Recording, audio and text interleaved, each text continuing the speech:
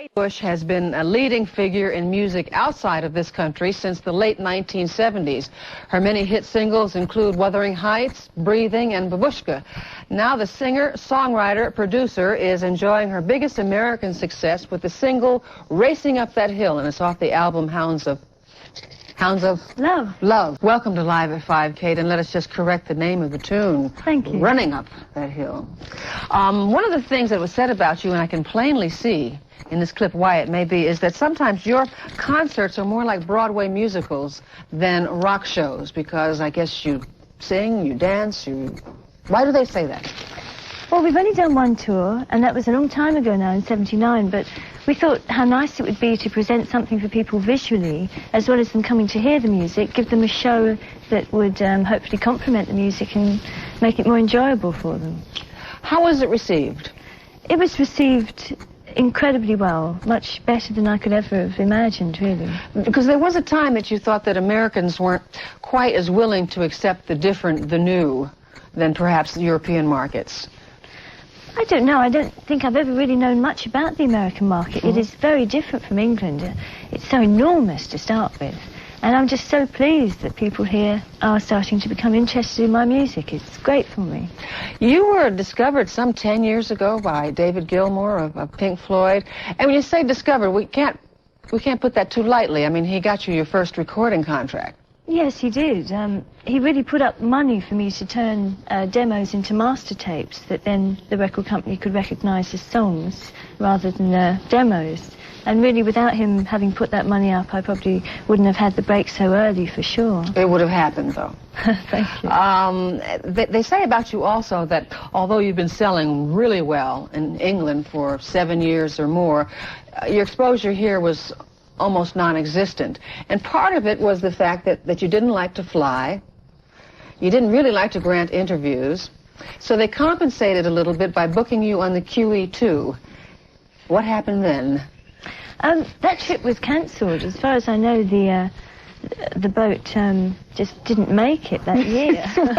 Mechanical problems. But I don't think that anything has actually prevented me coming from America. It's not that I haven't wanted to, and although I haven't flown for the last couple of years, it hasn't stopped me going anywhere, and I'm here now. Yes. I find it phenomenal that although you weren't able to make it here for that tour because the fear of flying or the dislike of flying, and then the QE2 has mechanical problems and you can't make it over here.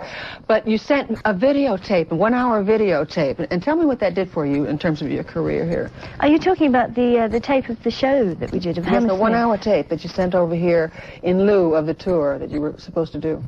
Well, that tour was actually in '79, and it's not something that I personally sent over. I think it was very much something that the record company were doing, hoping that that would sort of get some interest in the music.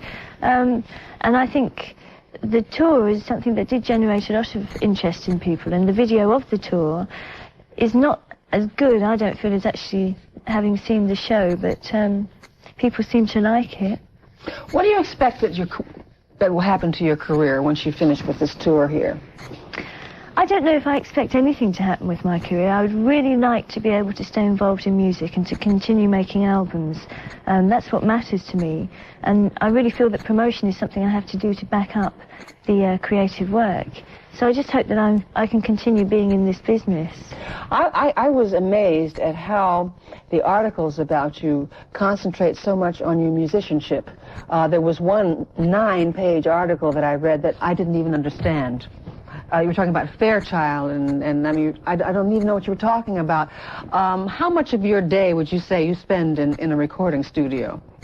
When I'm making an album, it becomes my life. There's nothing else I do except to take weekends out in order to reorganize my home.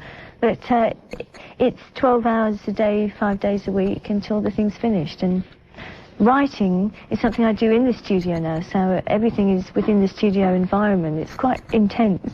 And you're fortunate enough that the studio is in your home, so that you don't have to pay the studio time. Absolutely. This always works out real well.